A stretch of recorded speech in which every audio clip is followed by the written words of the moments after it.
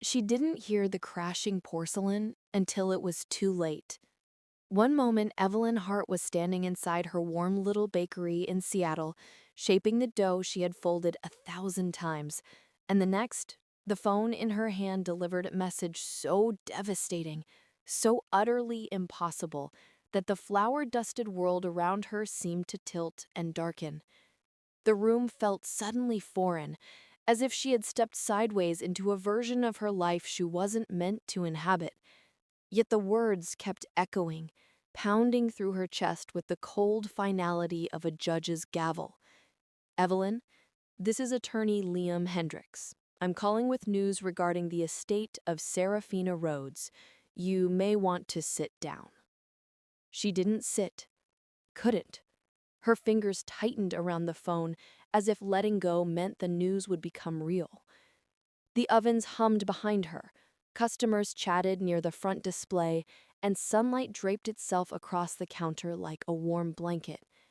Everything looked the same, but nothing felt the same. Reality was fracturing, splintering, reshaping itself into a truth she wasn't prepared to face. And then the words landed. Serafina has passed, and she left you the silver monarch. The silver monarch. For a moment, Evelyn forgot how to breathe. Serafina Rhodes, the woman who had been her mentor, her anchor, the only person who ever made her feel truly seen, was gone. And somehow, impossibly, she had entrusted Evelyn with the most iconic fine dining restaurant on the West Coast, a culinary landmark perched in the heart of San Francisco, a place where presidents had dined, where Michelin inspectors whispered in the shadows, where dreams were born and careers were made. And she left it to Evelyn. Not her star protégés, not her business partners, not even her distant relatives. She left it to the quiet baker from Seattle. If you're just joining us and want to hear more remarkable, life-changing stories like this one, don't forget to subscribe to the channel. Your support truly helps us create more meaningful content. The bakery around her faded into a blur of golden light and muffled noise as Evelyn pressed a trembling hand to her mouth. She didn't cry. Not yet. Her body wouldn't let her. Instead, she stood, frozen in a world suddenly too small to contain the magnitude of her grief and confusion. Serafina was the reason she ever found the courage to step into a kitchen. The first adult who taught her that gentleness wasn't weakness. The woman whose laugh could warm a room and whose advice could cut through despair like sunlight-piercing fog.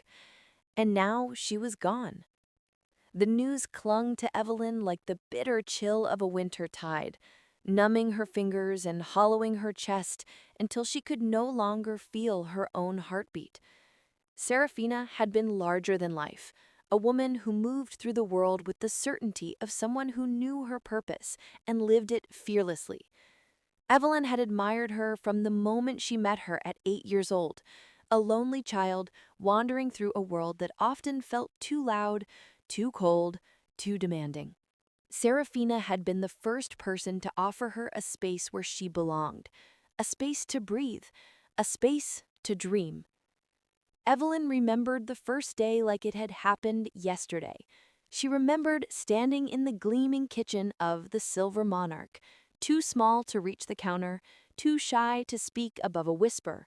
Serafina bent to meet her eyes, smiling with a gentleness that warmed every frozen part of Evelyn's heart. "In this kitchen," she'd said, "the only thing you need is curiosity. Everything else we can teach." Years passed. Life changed. Evelyn grew up, married Daniel Mercer, opened her own small bakery in Seattle. Yet she never forgot the woman who helped her find her voice in a world determined to quiet her. Even as distance grew between them, the bond remained, a quiet thread woven through memory and longing. But why? Why leave her the Silver Monarch?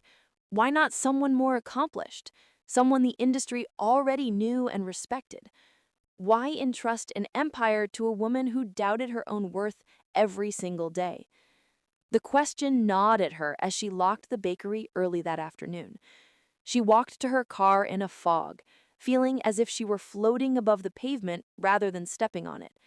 The world around her, rain-glazed streets, passing cars, the smell of roasted coffee drifting from nearby cafes blurred into muted watercolor smudges. Her breath caught as she pulled out of the parking lot and merged onto the freeway.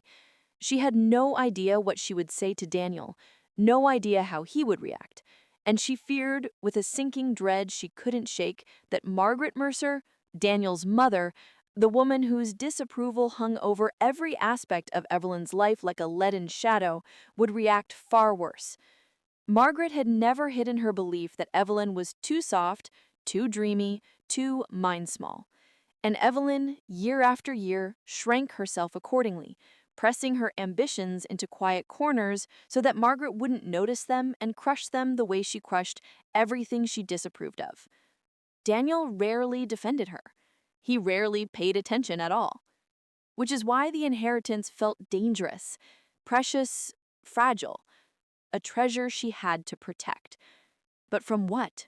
Or from whom? She didn't yet know. Evelyn drove through the evening drizzle, headlights slicing through the fog rolling in from the sound. Her hands tightened around the steering wheel as her mind replayed Liam's words, each syllable landing with the heavy finality of a door slamming shut.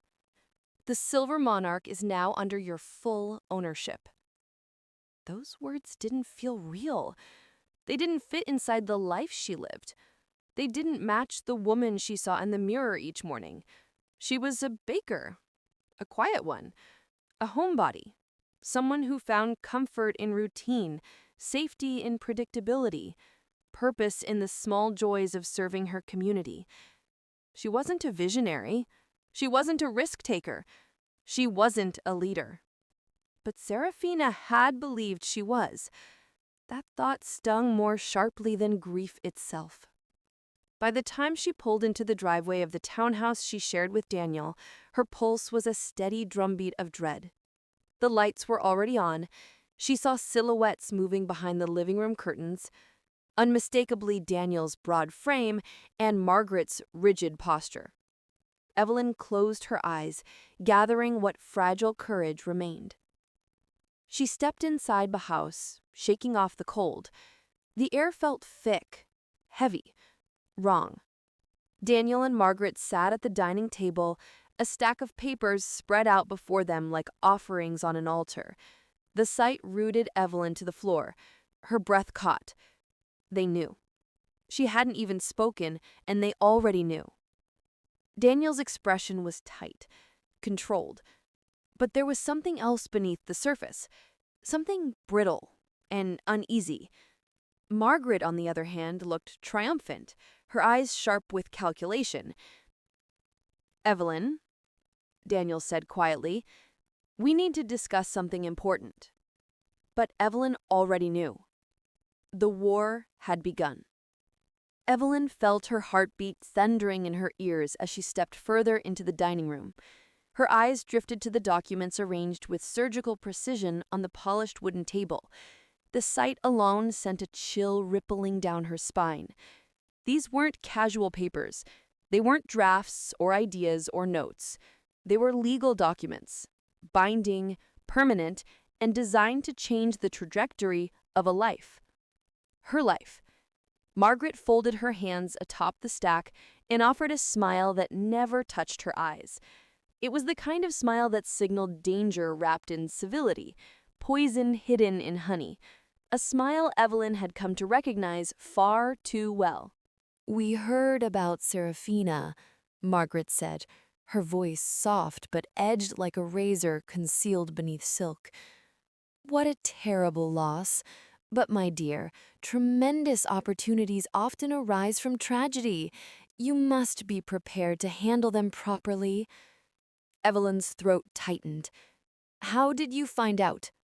Margaret exchanged a meaningful glance with Daniel, one Evelyn had seen countless times, a silent exchange that excluded her completely. Daniel cleared his throat.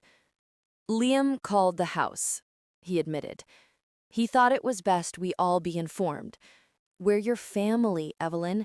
These decisions affect all of us. But the words rang false, hollow. Evelyn felt them bouncing off her like pebbles tossed against stone. Her eyes returned to the papers. Power of attorney, interim management consent, asset delegation, operational oversight, all neatly typed, all prepared without her knowledge, all crafted to hand control of the Silver Monarch directly to Margaret, and, by extension, to Daniel. And all of it built on the assumption that she would obey.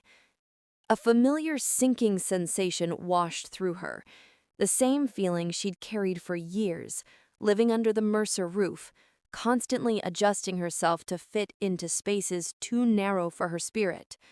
There, she had learned to speak softly, tread carefully, keep her dreams small, and her needs smaller. But this was different.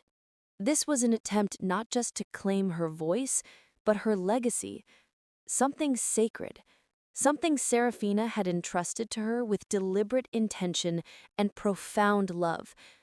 Evelyn forced her trembling hands behind her back.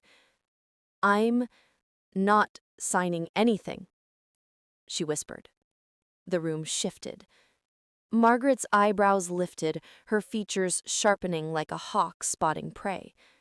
"Evelyn, be reasonable.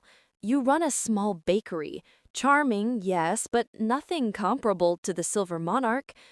That restaurant is an empire. It demands leadership, authority, a commanding presence, and you must be honest with yourself about whether you possess those qualities." Evelyn's stomach twisted. Every word landed like a blow drawn from truths she feared deep in her bones. Doubt was Margaret's most effective weapon, and she wielded it with the precision of a master. But what Margaret didn't realize, even now, was that Serafina had spent decades preparing Evelyn for a future she never dared imagine.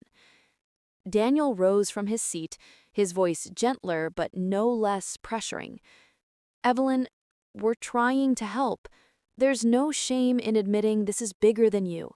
Mom and I can run the operations until you're comfortable enough to step in. Think of it as a temporary arrangement." Temporary.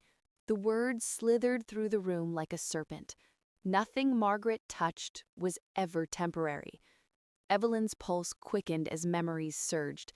Every dismissal, every condescending remark, every instance Margaret had spoken for her, over her, around her. The years of quiet belittlement began stacking one on top of another until they formed a mountain of realization. If she handed over the restaurant now, she would never get it back. She took a step backward, her breath trembling. "I said no." Margaret's expression darkened, a storm brewing behind her eyes. "You're letting emotion cloud your judgment. Serafina may have loved you, but love doesn't equal competence. Running an establishment of that magnitude requires someone with experience, someone who commands respect. Daniel understands finances. I understand leadership. Together, we can preserve the Silver Monarch's reputation. Do not sabotage your own inheritance out of pride." Evelyn swallowed hard, her chest burning. She wanted to scream that she wasn't sabotaging anything, that Serafina had trusted her intentionally, purposefully. But the words tangled in her throat. A lifetime of silence was difficult to overcome in a single moment. Daniel held out a pen. "Just sign it, Ev. We're doing this for you." And there it was, the breaking point. The moment when something inside her, something long buried beneath years of humility and hesitation, finally stirred. A spark flickered in her chest, subtle at first, then sharper, brighter, more powerful than she'd ever felt. It wasn't anger, it wasn't rebellion, it was awakening. She took a slow breath, her voice steady for the first time. "I'm not signing." Silence cracked through the room, heavy, stunned, disbelieving. Margaret leaned back, studying her as if analyzing a specimen that had suddenly misbehaved. "You are making a grave mistake." "Maybe," answered Evelyn quietly, "but it will be mine to make." The next few minutes blurred into raised voices, thinly veiled threats, and the tightening coil of tension. Daniel insisted she reconsider. Margaret insisted she was being irrational. The documents loomed between them like a chasm that could no longer be closed. Evelyn backed towards the doorway, her mind spinning, her pulse unsteady. She felt as if she were standing at the edge of something vast, dangerous, uncertain, terrifying, but also necessary. She had to leave. She didn't trust herself to stay. She stepped into the hallway, ignoring Margaret calling after her. She grabbed her coat, keys, and bag with trembling hands and walked out into the cold Seattle night. She didn't know where she was going, only that she had to go. The air stung her cheeks, sharp with winter's bite. She inhaled deeply, the frigid air burning her lungs. Lights flickered through the neighborhood, casting long shadows across the pavement.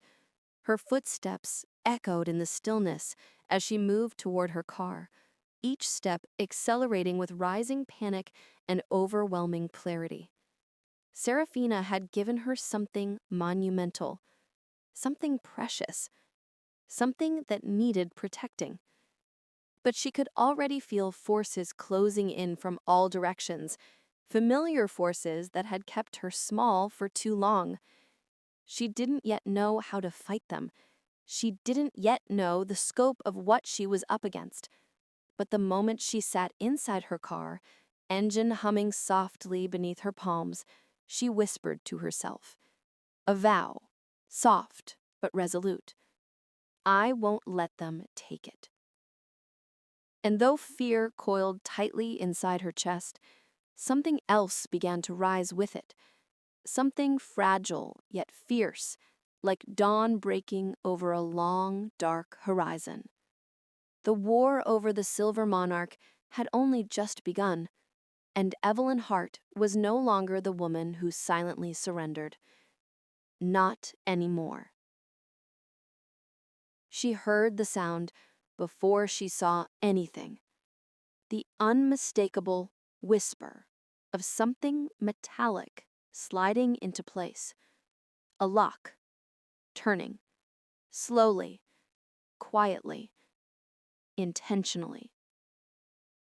And in that split second, Evelyn felt the hair stand up along the back of her neck, because she knew, instinctively, that she had not touched the door.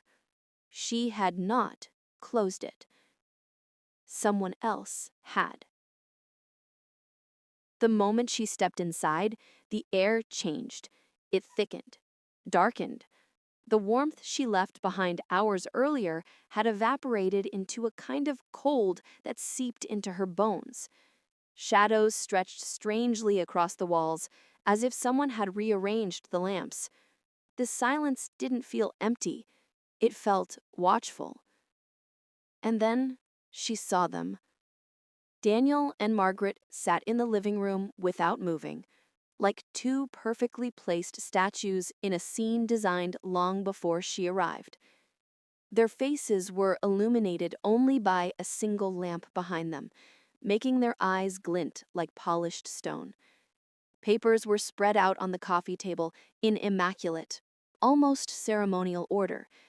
It wasn't just a meeting. But what made Evelyn's breath catch was Margaret's expression. Not anger, not concern, but something colder, something triumphant, as if she had known Evelyn would return, as if she had prepared for this moment with the precision of a hunter waiting for a snare to tighten. Back sooner than expected, Margaret murmured. Good. Saves us time. Her voice was calm, almost too calm, the type of calm that hides something lethal underneath. Before Evelyn could respond, before she could even find her voice, Daniel spoke. Ev, we need to talk. Now. No more running off. running off. The phrase hit her like a slap. She had stepped out because she couldn't breathe under the pressure of their voices, their assumptions, their certainty that she was incapable. And now they were framing her fear as immaturity. She swallowed. I didn't run. Margaret tilted her head slightly, the soft glow sharpening the lines of her face. You fled, dear. Let's not pretend otherwise. But the important thing is, you're here now. We can finally finish what should have been settled hours ago. Evelyn felt her pulse pounding in her throat. She took one step forward, just enough to see what lay on the table. Pages. Contracts. Clauses. Legal transitions. Signatures prepared in pale gray outlines, waiting only for hers to complete them. Margaret folded her hands neatly. Sit. The command slipped out so naturally that Evelyn almost obeyed out of habit. Almost. Instead, she stood where she was, forcing herself not to shrink. Not tonight. What is this? Evelyn asked quietly.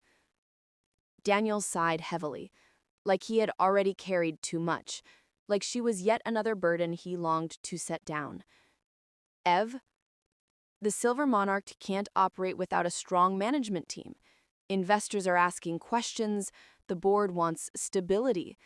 We've arranged for a transitional leadership group to step in just until you have the emotional clarity to make rational decisions. Emotional clarity? Yes, dear. You've been through a shock. Losing Serafina. Well, it's obvious you're not thinking clearly. Anyone can see that. You're overwhelmed, confused, and that's perfectly understandable. But confusion is the last thing a multi-million-dollar institution can survive. So sign these papers and we'll take responsibility until you're stable again. Stable, confused, overwhelmed, emotional. Every word was chosen with the precision of someone who wanted to craft a narrative where Evelyn was unfit, irrational, too delicate to handle something as powerful as Serafina's legacy. They weren't offering help, they were seizing control. Evelyn took another breath, then another. Her voice trembled. Serafina trusted me. Margaret actually laughed, quietly, softly, but the sound was razor sharp. Serafina trusted many people, dear. Trust does not equal leadership. She adored you, yes, but affection clouds judgment. We cannot afford sentimental decisions. Evelyn's fingers curled into her palms. I'm not signing. That wiped the faint smile from Margaret's lips. Daniel leaned forward, trying to soften the blow with his tone. Ev, listen, we've been taking care of the restaurant for years. You've been... He hesitated. Margaret finished the sentence for him. Decorative. The word shattered something inside her. Decorative. A quiet accessory. A pleasant shadow in the corner of their lives. She felt her breath tremble but didn't let it break. I'm not signing. A beat of stunned silence followed. Margaret's expression shifted instantly. Not to anger, but to something far worse. Contempt. Don't be childish. I'm not signing, she repeated, louder. Daniel's patience snapped. For God's sake, Evelyn, don't you understand? This isn't some movie. This is business. Big business. You are not... He stopped himself, but the damage was done. Evelyn stared at him. Not what? He didn't need to. She had heard the sentence in different forms her whole life. You are not strong enough. You are not like Serafina. You are not equipped. You are not enough.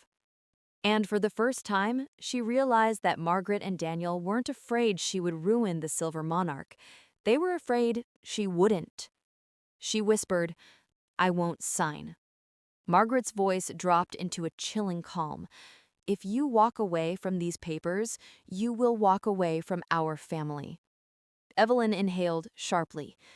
Then I guess I'll learn how to walk alone. She turned. Margaret didn't call after her. Daniel didn't reach out. The silence behind her felt like a door they had shut long before tonight. The front door opened with a soft groan. The cold night air hit her like a baptism. But she didn't stop. She stepped into the darkness without knowing where she was heading next. Only that it wouldn't be back into that house. Only that she was no longer their shadow. Only that, for the first time in her life, she was choosing herself. Even if her hands were shaking, even if her heart felt like it was tearing in two. She didn't drive home. She didn't drive anywhere familiar. She drove until the city scattered behind her like distant lights. She drove until her breath slowed. She drove until the weight in her chest loosened enough for her to think. When dawn came, soft and pale, she was already at the airport. One suitcase, one trembling breath, and one decision stronger than anything fear could build against her. The terminal buzzed softly with morning travelers, but Evelyn barely heard any of it. Her mind felt like a room with too many voices whispering at once.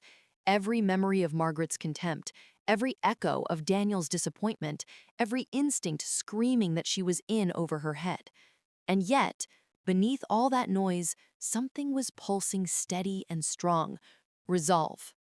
Serafina hadn't chosen her by accident. The thought followed her onto the plane, chased her through takeoff, clung to her as the coastline faded beneath the clouds. She wrapped her fingers tightly around the armrest, not in fear of flying, but in fear of everything waiting for her in San Francisco. The staff, the legacy, the impossible shoes she was stepping into. But the plane hummed around her like a heartbeat, steady and constant, and somewhere between the hum of the engines and the rising sun outside her window, her fear shifted, not into comfort, not into confidence, but into clarity. She didn't want to rule an empire she didn't believe she could carry, but she would learn. By the time the plane landed, her pulse had steadied, her breath had evened. She walked through the airport with quiet determination, the kind that comes from someone who knows the path ahead may break them, but chooses it anyway. The cab ride into the city was a blur of towering buildings, early morning fog, and the gentle golden glow of the rising sun reflecting off glass skyscrapers. When the taxi pulled up in front of the Silver Monarch, Evelyn stepped out slowly, the crisp San Francisco air flooding her lungs with a bite of cold that felt like a shock back into her own body. The restaurant stood majestic under the morning light, dark wood panels gleaming, brass accents catching the sun, tall windows reflecting a city just beginning to wake. It looked exactly as it had years ago when Serafina walked her through the kitchen for the first time, explaining how every detail mattered. Back then, Evelyn was only 13, too shy to speak, too frightened of being seen as out of place. Serafina had noticed, of course. She noticed everything. Greatness begins long before confidence. Don't rush it. Those words held her now as she pushed the door open. The scent hit her instantly. Fresh herbs, warm citrus, garlic seared lightly in olive oil, the faint burning sweetness of caramelizing onions. Even before the staff arrived, the kitchen always smelled alive, as if the walls themselves were steeped in flavor. The dining room was dim, lit only by the soft morning sun slipping through the glass. The tables were set with precision. It felt like stepping into a memory. And then she heard footsteps behind her. She turned. Marcus stood in the doorway of the kitchen, arms crossed loosely, an expression on his face she couldn't quite read. It wasn't surprise. It wasn't relief. It was recognition. "You made it," he said. His tone was simple, but the words settled onto her bones with unexpected weight, as though he had been waiting, not for someone like her, but specifically for her. Evelyn opened her mouth to respond, but her voice cracked. She looked away quickly, blinking back the heat behind her eyes. Marcus stepped closer. "You don't have to hold it together for me." But she did. She had to, because this wasn't just her grief anymore. It was a battleground. She straightened her shoulders. I know Margaret's been calling the staff. Marcus's jaw flexed. She's tried, but no one's budging. They're loyal to Serafina, and Serafina trusted you. That's enough for all of us. That sentence alone nearly brought her to her knees. Instead, she stepped forward. We need to talk strategy. Nora arrived a few minutes later, her hair still damp from a rushed shower, eyes alight with fierce concern. Evelyn, we have a problem, she said breathlessly. Margaret booked an emergency board meeting. They're planning to push a vote on leadership transition. Evelyn's fingers tightened around the back of a dining chair. When? Tomorrow. Tomorrow. The word echoed like the strike of a gong inside her mind. Marcus swore under his breath. They're moving fast. Of course they are, Nora snapped. Margaret knows Evelyn's arrival changes everything. She's trying to get ahead of her. The weight of the situation pressed fully onto Evelyn's chest.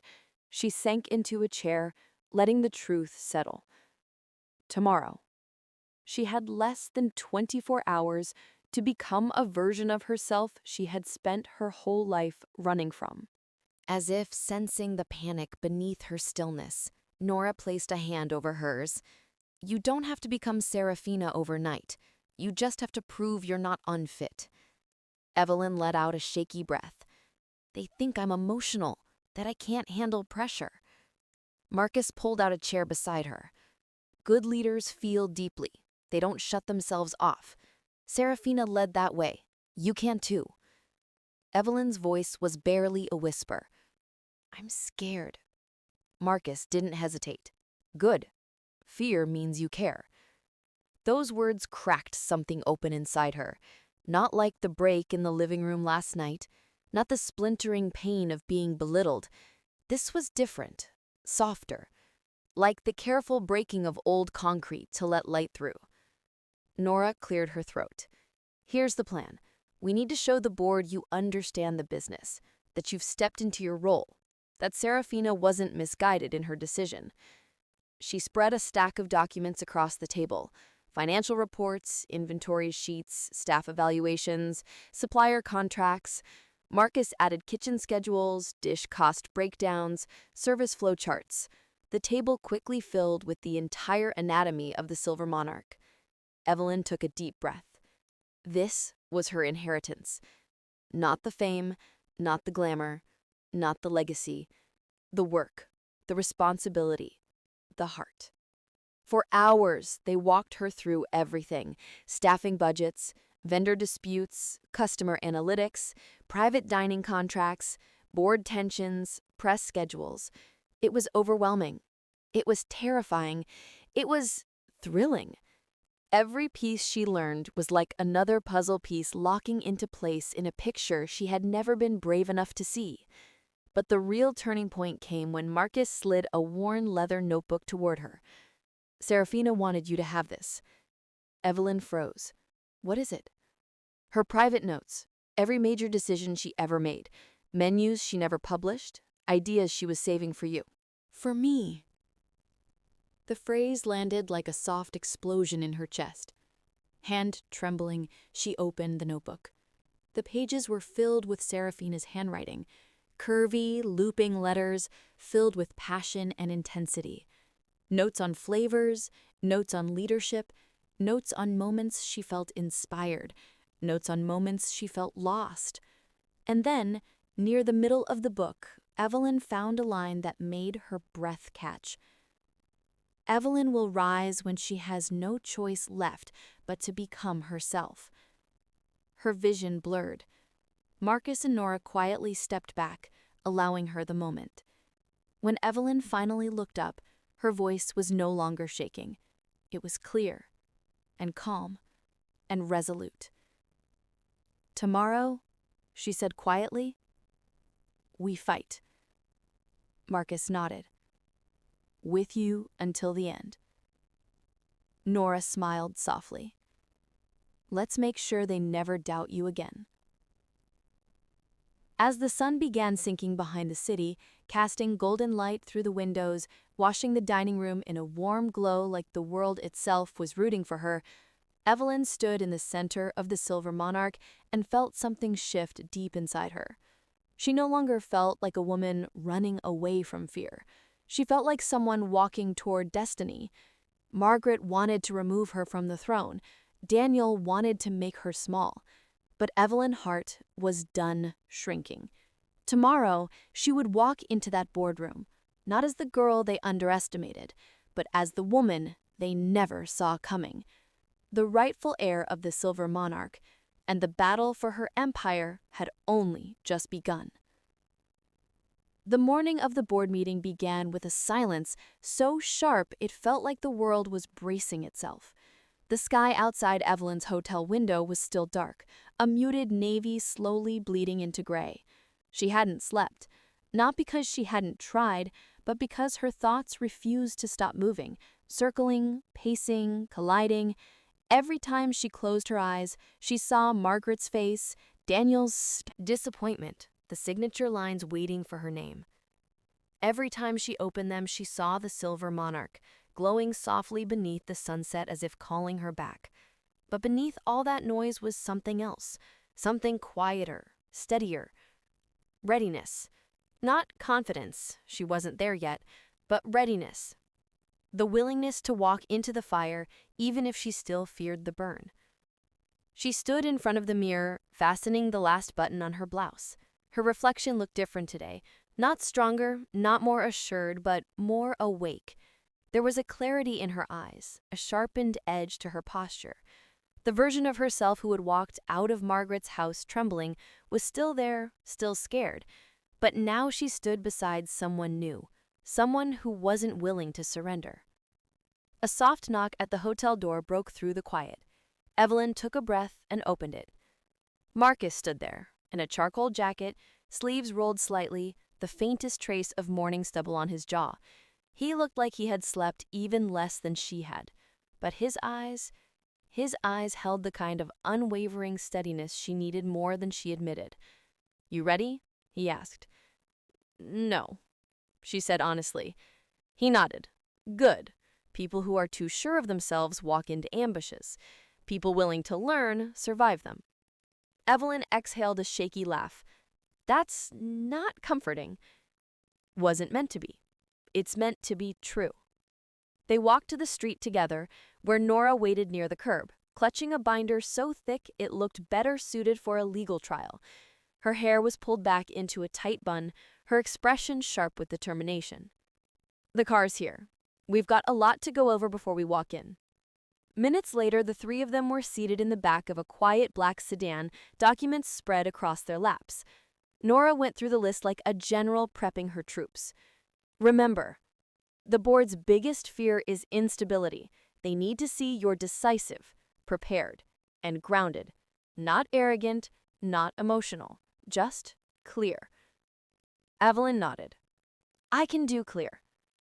"Second," Marcus added, "don't try to be Serafina. Don't quote her, don't mimic her tone. They'll see right through it. Be you. That's who she trusted."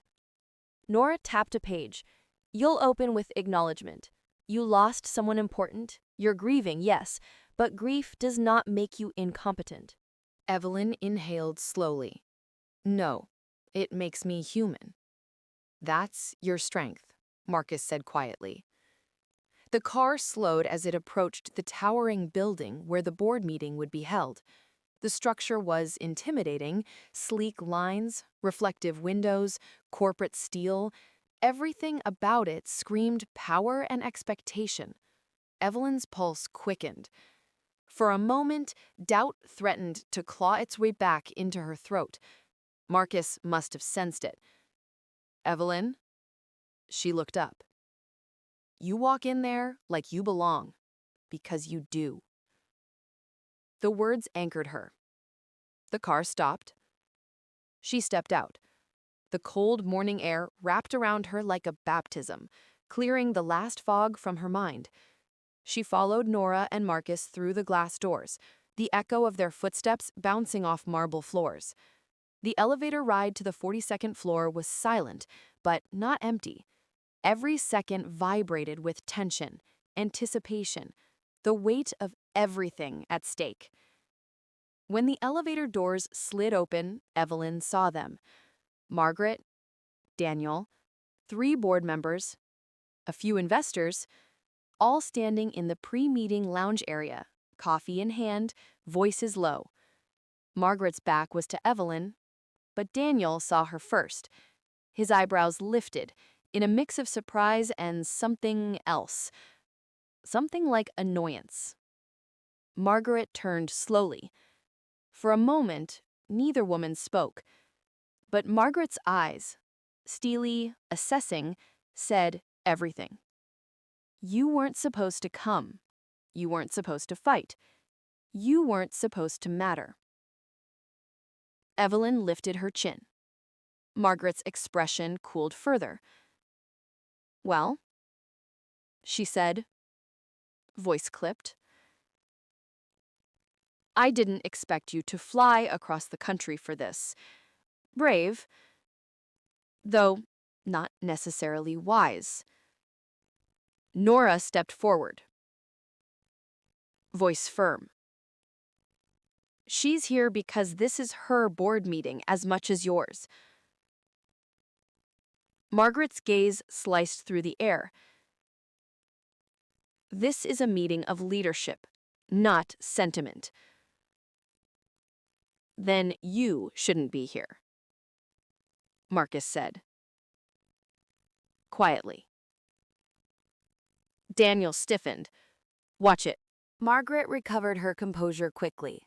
Evelyn, I hope you didn't come all this way to make a scene. We're discussing structural leadership for the good of the restaurant.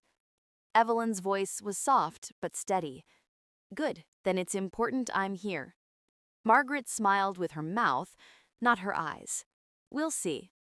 The double doors to the boardroom opened and everyone filed in. The room was breathtaking in scale, floor-to-ceiling windows overlooking the entire city, a long polished table reflecting the morning light, leather chairs positioned with intimidating precision, a table built for decisions that shaped futures. Evelyn sat at the far end, directly across from Margaret. The meeting began. Margaret opened with a speech so polished it could have been rehearsed in front of a mirror for hours. She spoke about instability, investor concern, leadership clarity, emotional strain, transition strategy. Every word coded in professional courtesy but sharpened underneath with a single goal: removing Evelyn from power, removing her from the legacy Serafina left, removing her from the very destiny she was just beginning to accept. When Margaret finished, Daniel added his own remarks. Softer, more sympathetic, but dripping with the same core message: Evelyn wasn't fit. She listened quietly, letting their words wash over her. Not shrinking, not shaking. Waiting. When they finally finished, one of the board members turned to Evelyn. Miss Hart, would you like to respond? And for a brief, flickering moment, the room felt like it was holding its breath. Evelyn stood slowly. Her palms were damp. Her heart was pounding. Her knees were trembling. But her voice was steady. First, Evelyn began, the words forming slowly, deliberately, I want to acknowledge the truth everyone here already knows. She paused, letting the silence settle across the long glass table. I lost someone I loved, someone who believed in me, someone who saw a future for the Silver Monarch I didn't even believe I was part of. A few board members shifted uncomfortably. Margaret sat unnervingly still. Evelyn continued, Yes, I am grieving. Yes, I am overwhelmed. You'd have to be made of stone not to be. But grief does not make me incapable. It makes me aware of what matters, of what can't be allowed to fall into the wrong hands, of why this place deserves to be protected with everything I have. She lifted her eyes, allowing them to land directly on Margaret. Because I know exactly what this restaurant means. To its staff, to its community, to its customers, to its founder, and to me. Marcus sat up straighter. Nora gave the faintest nod of encouragement. Evelyn reached for the documents Nora had prepared. Over the past 24 hours, I have reviewed operational reports, revenue breakdowns, vendor contracts, staffing projections, supply chain vulnerabilities, and budget allocations. I know which suppliers deliver late. I know which positions need restructuring. I know which contracts require renegotiation in Q3. I know exactly what Serafina was preparing to shift in the fall. She placed the papers down gently. And I know how to implement those changes. A murmur swept the table. Margaret's expression tightened, barely, but enough. Evelyn continued, her voice gaining strength.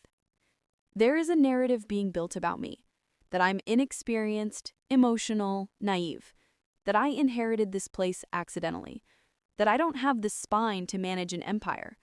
But let me be clear, I may not have decades of restaurant management experience. I may not lead the way Margaret does, with intimidation, or the way Daniel does, with condescension. I lead differently, with clarity, with humility, with heart. Margaret's eyes narrowed, Daniel's jaw clenched. Evelyn turned slightly, addressing the board directly. Serafina didn't choose me because I was the loudest voice in the room. She didn't choose me because I was the toughest. She chose me because she understood the future of the Silver Monarch was changing, that it needed someone who could evolve it, protect it, grow it.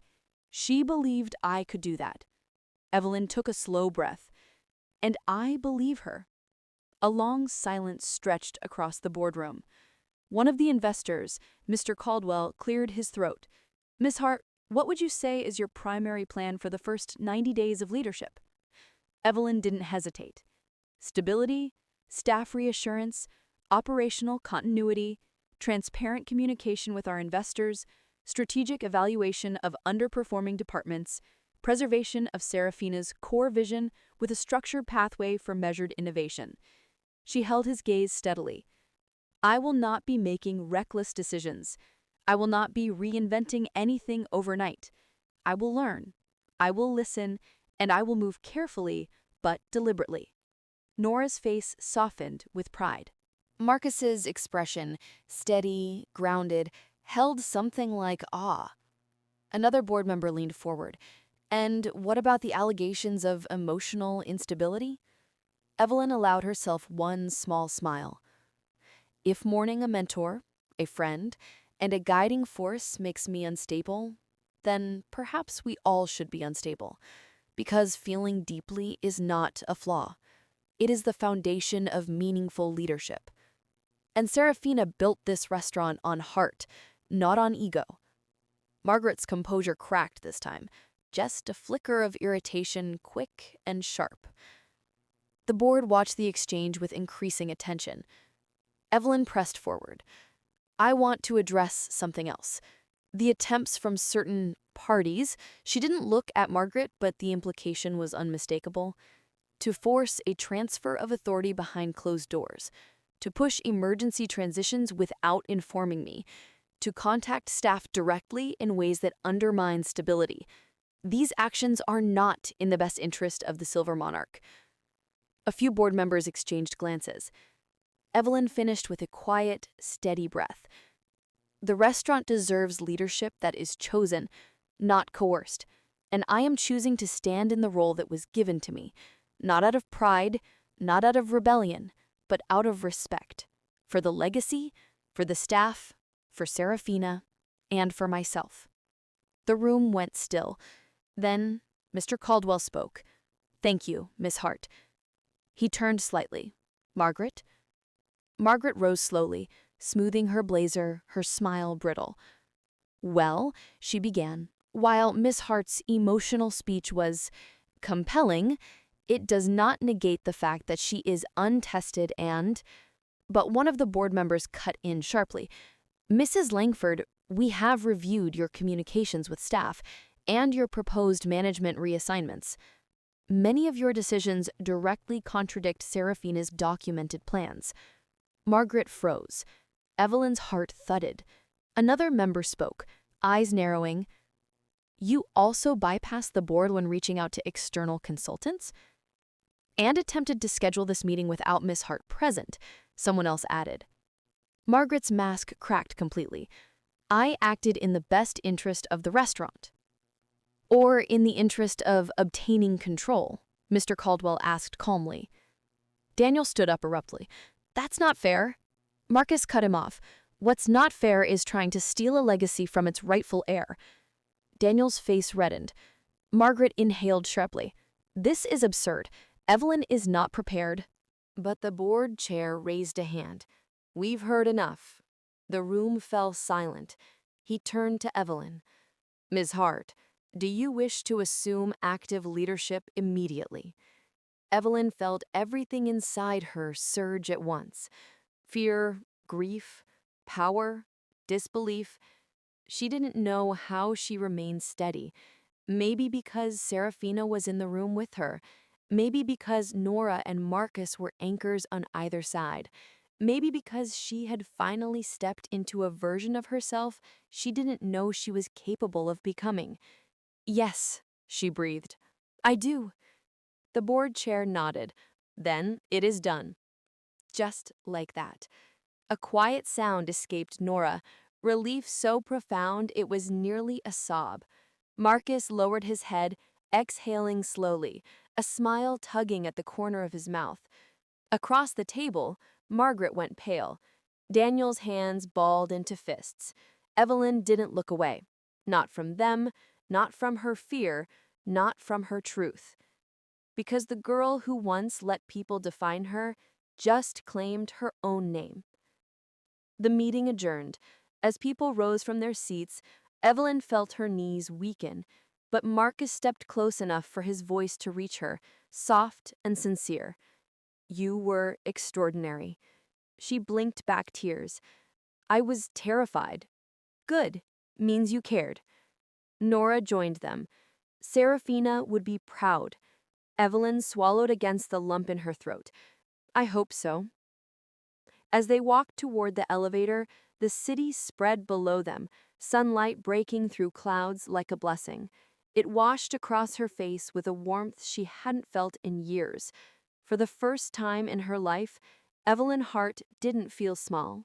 She didn't feel like an accessory, an afterthought, or a mistake. She felt like a leader, a successor, a force.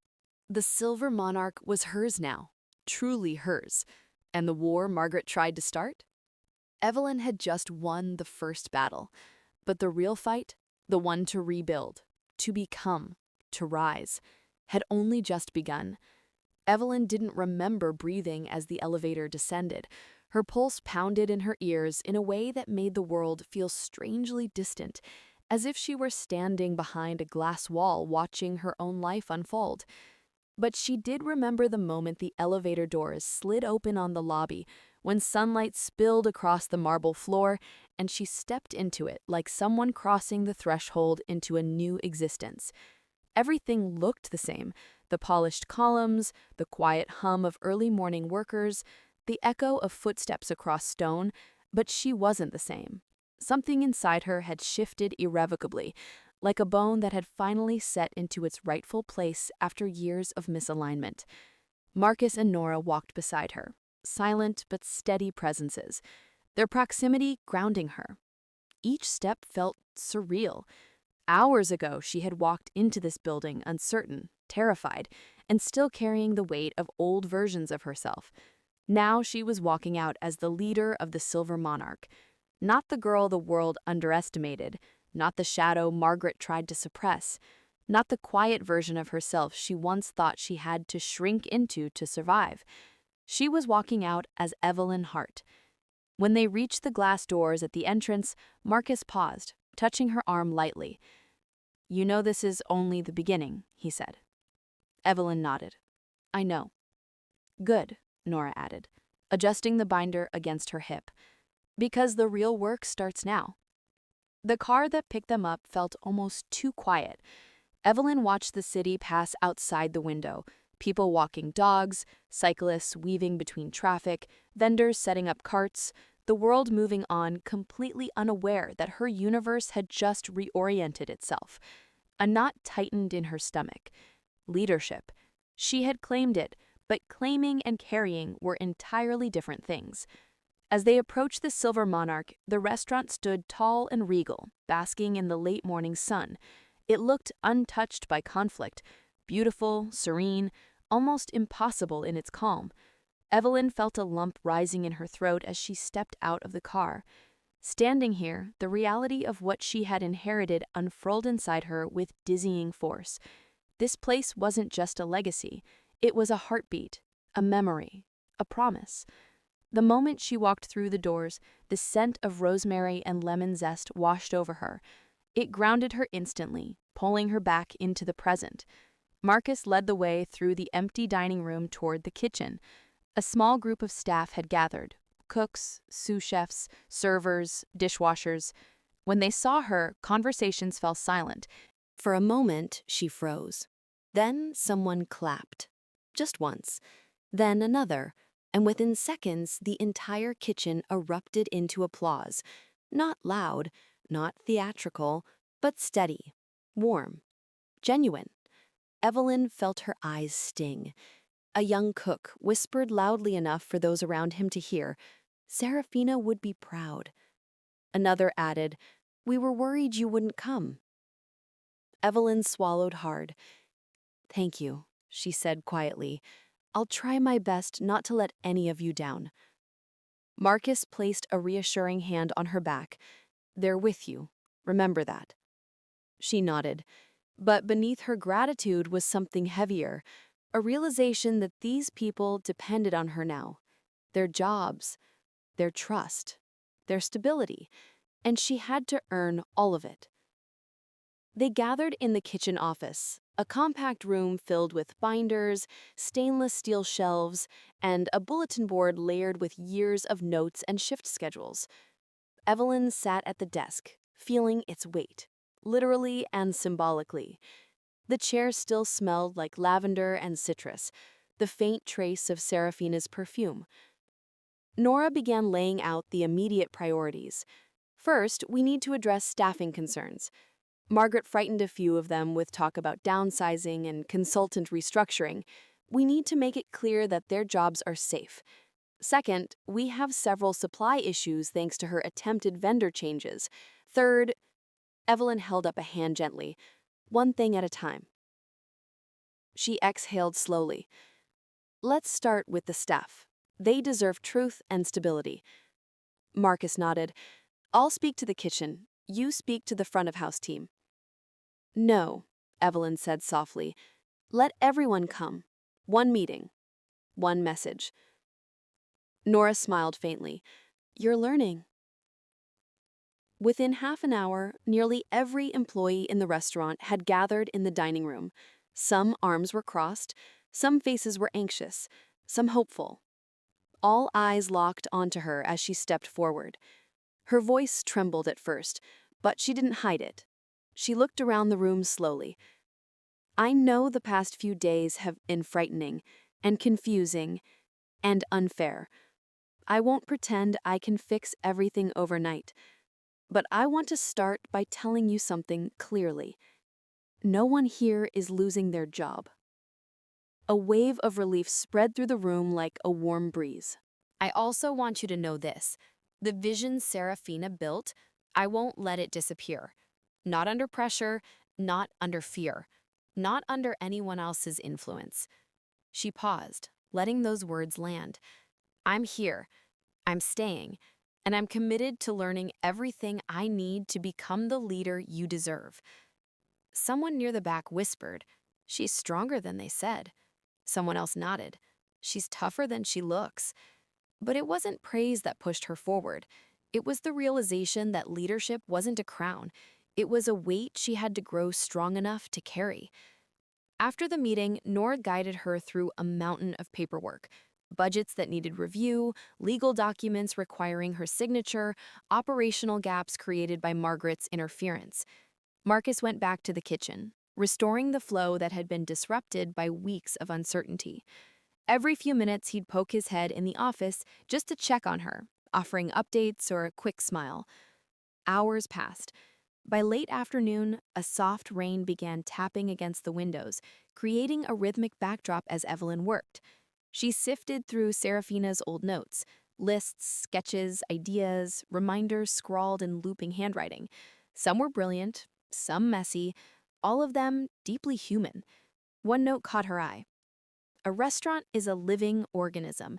To lead it, you must listen before you command. She traced the words with her finger. She understood them now in a way she never could before. As the rain fell harder, Nora left for the night, offering a proud squeeze of Evelyn's hand.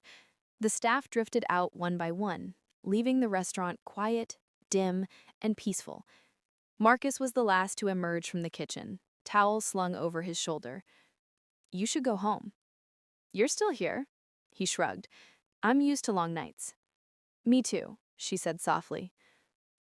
Marcus stepped closer, leaning against the doorway of the office. For a moment, neither of them spoke. The hum of the refrigerator, the patter of rain, the soft glow of the dining room lights. It all blended into a quiet stillness that felt oddly safe. "You did well today," he said. "I felt like I was drowning." That's how you know it mattered. She breathed out a tired laugh. Is that supposed to make me feel better? A little. She closed Serafina's notebook gently. Marcus, do you really think I can do this? He didn't answer immediately. He stepped fully into the room, leaning down slightly so he was level with her. Evelyn, you already are. The words sank deep, filling a space she didn't realize had been empty for so long. For the first time that day, she let herself exhale fully. She wasn't just rebuilding a restaurant. She was rebuilding herself. And she was only just beginning. The rain didn't stop that night. It poured against the tall windows of the Silver Monarch and wild, unbroken sheets, turning the city lights into soft, shimmering impressions. Inside the dim dining room, Evelyn lingered alone long after Marcus had locked up the kitchen. She walked between the empty tables, running her fingers across polished wood, listening to the distant thunder as if it were echoing her own unsteady heartbeat. The restaurant felt alive in a way she hadn't sensed before. Not as a monument to Serafina, not as an intimidating responsibility, but as something breathing, waiting, watching her grow into the person it needed. She sat at table 7, Serafina's favorite, the one near the corner with the perfect angle toward the kitchen doors. Evelyn could almost imagine the sound of Serafina's laughter rising from the past, her hand lifting with that dramatic sweep she used whenever she described a new dish. A pang of grief rippled through her chest, but it no longer hollowed her out. It felt anchored now, purposeful, like something she could carry instead of drown in. When she finally stood up, the weight of exhaustion tugged at her limbs, reminding her she'd been awake for almost 2 days straight. She turned off the lights and stepped out into the rain. The sincerity in his voice made her chest tighten, and she looked away to hide it. They drove in silence, the rhythmic hum of the rain filling the quiet spaces between them. When the car stopped in front of her hotel, she reached for the door handle, but Marcus's voice stopped her. "You know," he said lightly, but with an undertone of something deeper, "Serafina once told me that leadership isn't a gift. It's a debt. She said the moment she gave you that restaurant, you carried more than a legacy. You carried her faith." Evelyn swallowed. "What if I can't live up to it?" Marcus held her gaze. "Then you'll learn. That's all she ever wanted from you." She stepped into the rain again, but this time the cold didn't bite as deeply. The next morning arrived far too quickly. Evelyn barely had time to process the exhaustion before Nora barged into the hotel cafe where she sat nursing a cup of black coffee. Nora dropped a thick folder onto the table. "We have a situation." Evelyn blinked. "Already?" Nora nodded grimly. "Margaret is trying to block your leadership registration with the state board. If she succeeds, your authority gets delayed for weeks." A hollow pressure tightened in Evelyn's chest. Can she actually do that? She can try, and that alone could shake investors. Before panic could take root, another voice cut in. Then she won't succeed. Marcus slid into the seat beside them, shrugging off the cold. His presence steadied her instantly. He took the folder, flipped through it, and nodded slowly. We fight this head on. Call the board, call the lawyers, call whoever you need, but make it known that any attempt to undermine your authority will be met with resistance. Evelyn felt her pulse racing. What if they see me as combative? What if this makes me look unstable? Standing up for yourself doesn't make you unstable. It makes you in charge. That sentence lit something in her, a spark she didn't fully feel until she stood up and said, "Fine, let's go." And so began the longest day of her new life. They met with legal counsel. They emailed documents. They called the board. They fielded investor concerns. Evelyn's voice shook in the beginning, then less, then not at all. By late afternoon, she sounded like someone who had done this all her life. By late afternoon, she was directing calls, clarifying strategy, even challenging assumptions from people who had known the business decades longer than she had. As evening approached, she and Nora returned to the restaurant to prepare for a staff-wide planning session. The moment Evelyn stepped inside, she was greeted by the warm hum of activity, pots clanging, voices calling out, knives slicing swiftly across cutting boards. The energy felt almost electric. When she entered the kitchen, every pair of eyes lifted toward her. She wasn't sure she was ready for that, but she lifted her chin anyway, letting her gaze sweep the room. We're rebuilding. Together. Heads nodded, shoulders straightened. Something inside her said, "This is the moment." So she continued. "Tonight, we reorganize the line. We stabilize the menu. We talk openly about concerns and plans. We rebuild not because we have to, but because we want to honor where this restaurant has been and where it can go." She paused. "And I'm not leading from above. I'm leading beside you." A sous chef, quiet, elderly, respected, stepped forward. "Miss Hart," he said gently, "we follow you, wherever you go." Her breath caught. The meeting lasted hours. Staff spoke openly about fears, frustrations, dreams.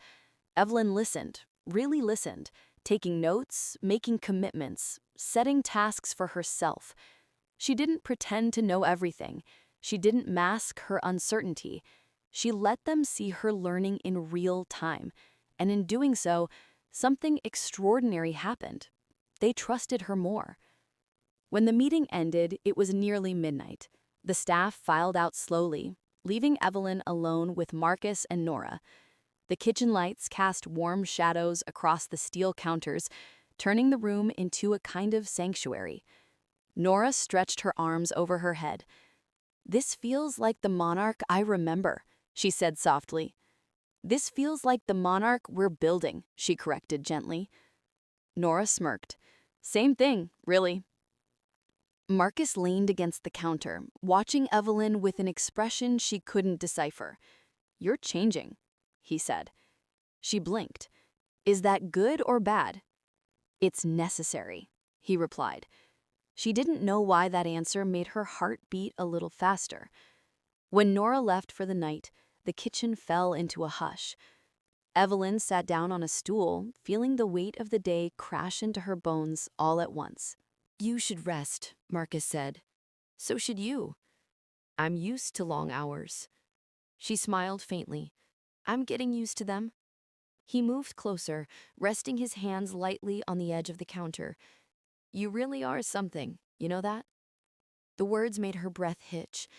"I'm just trying not to fall apart." "Then you're doing it beautifully."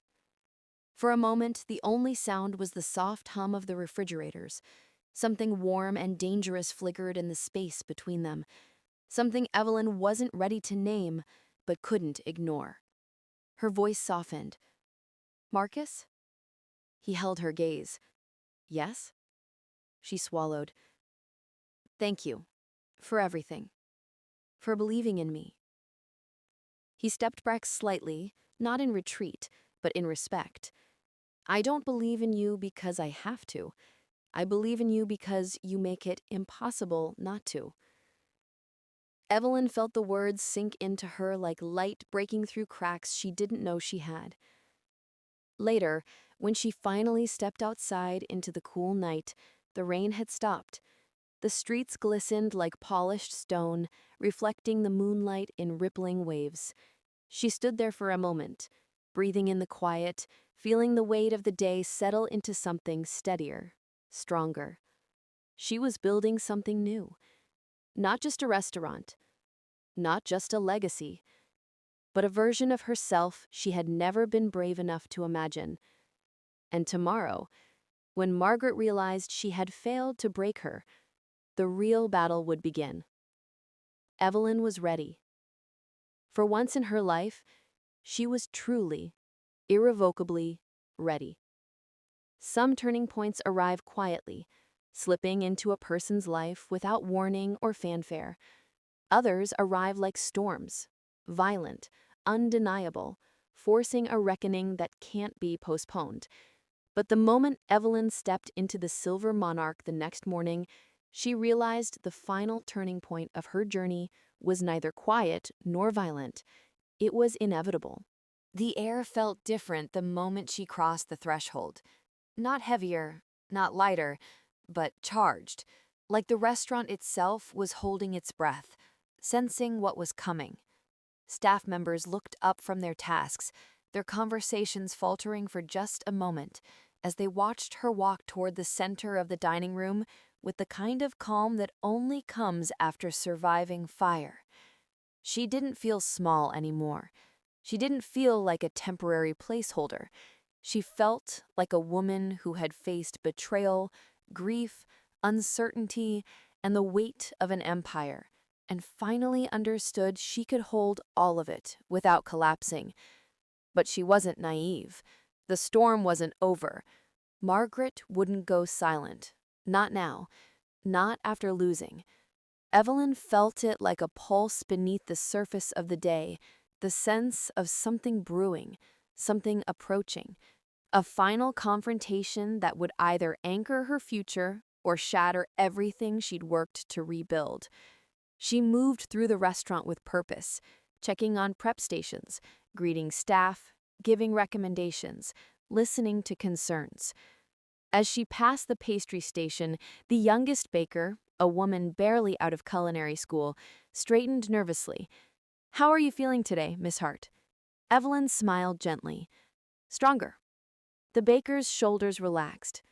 "We're glad you're here." Those words carried more weight than the girl realized. Evelyn nodded, letting the warmth settle in her chest. But it wasn't until she stepped into the office that she saw Nora's expression, the clipped strain around her mouth, the tightness in her posture. Marcus stood beside her, jaw clenched, arms folded. "What happened?" Evelyn asked. Nora hesitated, then placed her tablet on the desk. "Margaret filed a formal complaint with the Investors Advisory Group. She claims you're unfit to lead and that the board acted prematurely in assigning you full authority." A faint chill ran through Evelyn's body. "On what grounds?" Marcus lifted a sheet of paper. "Everything she can twist. Your relationship with Serafina, your lack of experience, your supposed emotional instability. She's pulling every string she can." Nora added quietly, "And she's demanded an emergency review meeting today." For a moment, Evelyn felt the echo of her old fear, the kind that made her small, the kind that stole her breath. But she closed her eyes, grounding herself in the new version of her that had risen over the last days.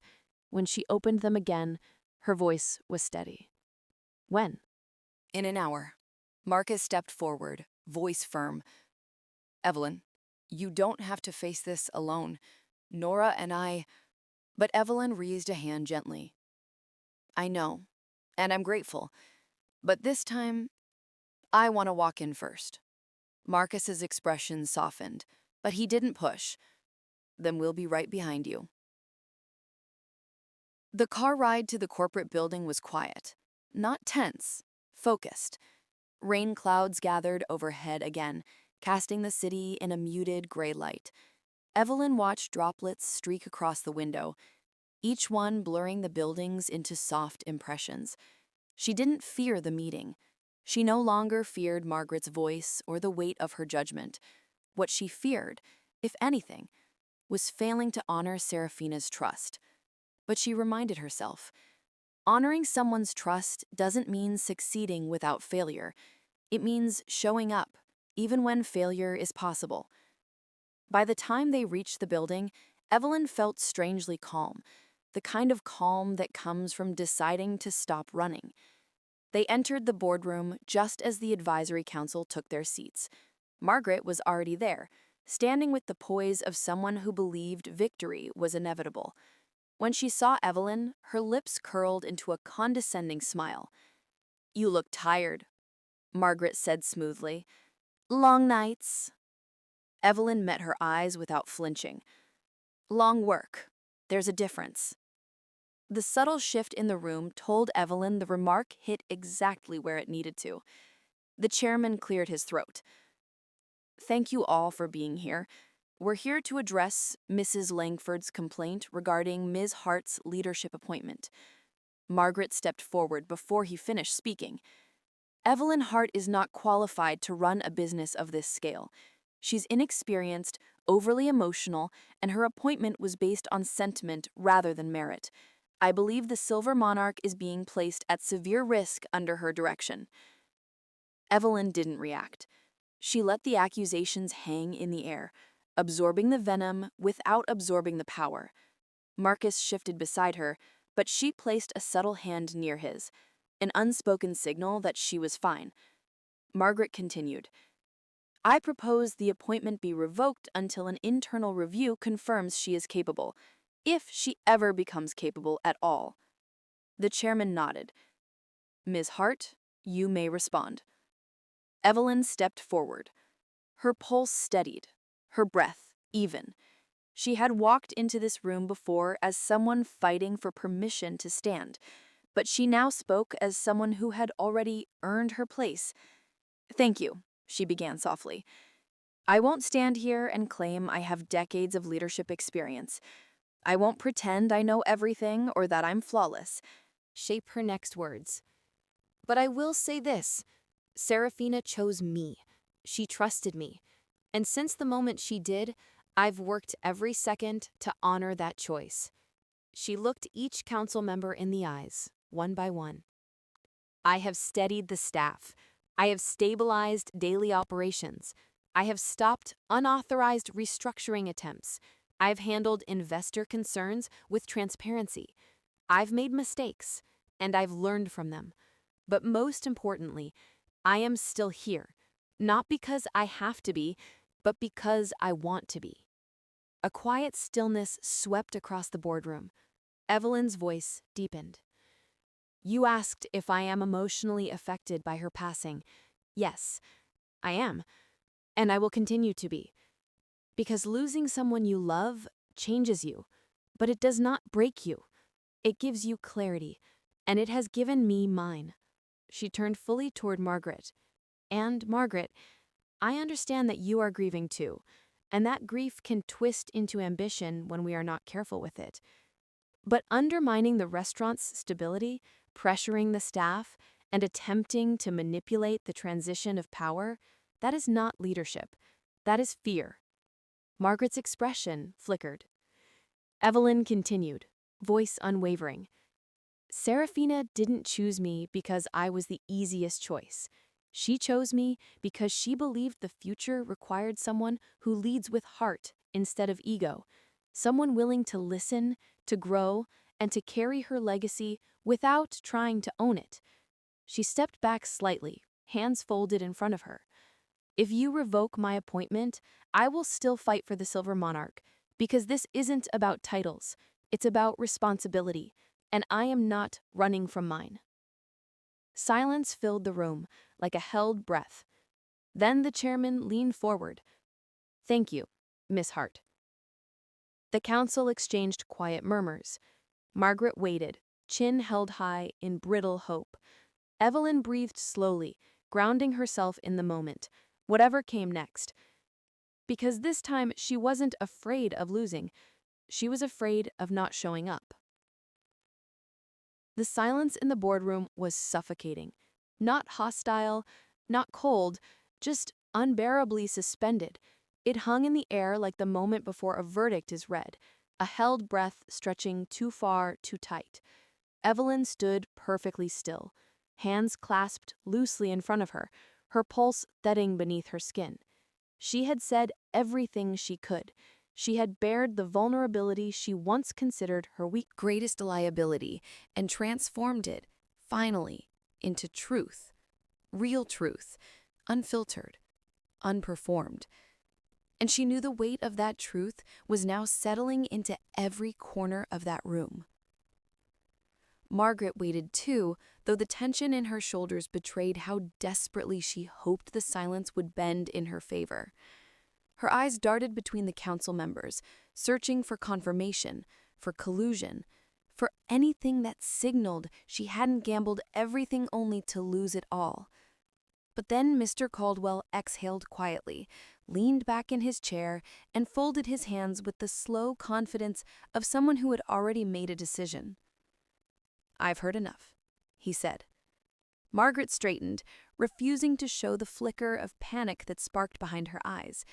Evelyn stayed still, her heartbeat a persistent drum inside her. Another council member spoke next, her voice gentle but firm. "Ms. Hart, your leadership these past days has been exemplary under unimaginable pressure. You demonstrated clarity, restraint, and integrity in the face of destabilizing tactics." Evelyn inhaled slowly. She didn't look at Margaret. She didn't need to. A man at the far end of the table, older, sharp-witted, one of Serafina's oldest investors, adjusted his glasses. "Serafina trusted you for a reason. I didn't understand that reason until today." There was no applause, no dramatic flourish, just a simple shift of posture from the majority of the board, subtle but sure. The chairman looked up. "Ms. Hart's appointment stands." The 4 simple words sliced through the tension like a blade. Margaret's face nearly emptied of color. Evelyn didn't move. She didn't smile. She didn't collapse in relief. She just breathed, steady, grounded, present, embracing the victory not as triumph, but as responsibility. "We will document our decision formally, and the advisory group will update its records accordingly." He hadn't finished speaking when Margaret stepped forward abruptly. Her voice, tight with disbelief, cut across the room. "You can't be serious." The chairman blinked slowly, unimpressed. "Mrs. Langford." "No," she snapped, her composure fracturing. "You're making a mistake. She has no experience. None. You think one sentimental performance makes her a leader?" Evelyn finally looked at her. Not with pity, not with anger, but with clarity. "Margaret," she said softly, "this isn't about me anymore, is it?" Margaret froze. "It's about losing control," Evelyn continued, voice steady. "Losing proximity to the power you thought you deserved." "You don't know what you're talking about," Margaret hissed. "I do. And I know you're grieving too, but you're using your grief like a weapon, and it's hurting everyone, including you." For the first time, Margaret truly faltered. The lines around her eyes tightened, not in fury, but in exhaustion. Deep, brittle exhaustion she had masked with ambition for so long, it had calcified into her identity. "Enough," the chairman said firmly. "This meeting is adjourned." The words resonated through the boardroom like a final bell. Margaret stood frozen for a moment, chest rising and falling with shallow breath. Then she turned sharply on her heel and stormed from the room, heels clacking sharply against the polished floor. Daniel followed, wide-eyed and pale, barely able to keep up. And just like that, the storm that had chased Evelyn for days finally broke apart. Marcus let out a low, relieved breath, almost a laugh. Nora closed her eyes for a brief moment, her shoulders softening as if she had been carrying Evelyn's tension along with her. "You did it," Nora whispered. Evelyn shook her head. "We did." But Marcus stepped closer. "No, this part was you." For the first time since the meeting began, Evelyn allowed herself a real breath, deep, steady, life-giving. It filled the spaces fear had occupied only hours before. She didn't feel triumphant. She felt present, rooted, real. The walk out of the building felt lighter, not because the battle was over, but because she finally understood she was built for it. When they stepped outside, the sun was breaking through the cloud cover as if the city itself had decided to shift into a new chapter with her. Golden light reflected off the glass towers, warming her chilled skin. Every beam felt like silent confirmation. They reached the car, but Evelyn paused instead of getting in. I want to walk, she said. Nora blinked. It's a 20-minute walk. Good, Evelyn replied. Marcus simply nodded. We'll walk with you. So they did, through the heart of the city, weaving between people who had no idea how much had changed in a single morning. Evelyn walked with her head high and her stride steady. The hum of traffic felt familiar again. The city's rhythm, once overwhelming, now pulsed in sync with her own. They passed a florist's shop where buckets of fresh lilies sat on the sidewalk, Seraphina's favorite. Evelyn stopped briefly, letting her fingers skim one soft white petal. You would have loved today, she whispered under her breath, not because of the victory, but because of the growth. When they entered the Silver Monarch, the staff sensed immediately that something had shifted. Conversations paused, faces lifted, eyes widened. Marcus gave a small nod, and the room erupted, not loudly, but warmly. People leaned in.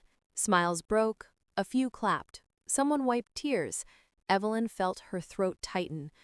Okay, she said, holding back the emotions swelling through her. Let's get to work.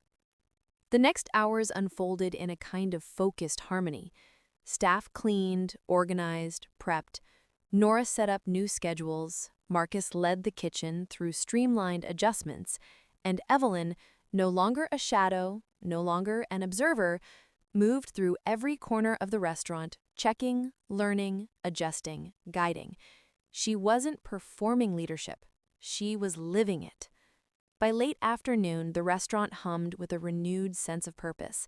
Even the walls seemed to breathe differently. Steadier, warmer, more aligned. Evelyn found herself back at table 7 again, drafting a message to the investors and staff, laying out her early vision for the future of the Silver Monarch. Not a new vision, Seraphina's vision, translated through her own voice. Nora approached, setting a cup of tea beside her. You know, I've watched you these last few days. I've watched you transform, and I hope you see it too. Evelyn looked up, eyes warm. I'm beginning to. Marcus joined them, leaning against the nearby chair. He said, tomorrow will bring new problems, new pressure. People will still test you. I know, Evelyn answered, but I'll face them. He nodded, and not alone. For a moment, the three of them stood together, the strategist, the chef, the heir, bound not by title or expectation, but by shared devotion to something bigger than any of them. A legacy, a sanctuary, a promise. The restaurant opened for dinner that night, and as the first guests arrived, greeted by smiling staff who carried the renewed spirit of the place in their posture, Evelyn stood near the entrance, watching life fill the room. It felt like watching a heart begin to beat again. Halfway through service, she stepped outside for a breath of cool evening air. The city glowed around her. Soft street lamps, warm windows, the distant hum of life. But before she could fully gather her breath, she heard footsteps behind her. Marcus. You're avoiding the attention. I'm centering myself.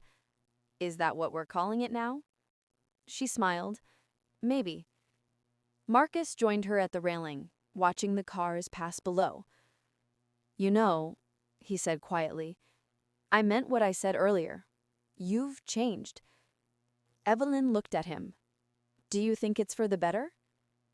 I think, he said, turning toward her fully, you finally stopped trying to be small. The air between them deepened, warm, charged, something quietly electric threading through the moment. She didn't step back. Neither did he. Then, the restaurant door opened behind them, and Nora popped her head out. Evelyn, investors are calling in to congratulate you, and the staff wants to take a picture with you before service ends. A picture? You're the leader, Nora said. People want proof they were here at the beginning. The beginning. Not the end of chapter 1, not the survival of the storm, but the true beginning of something new.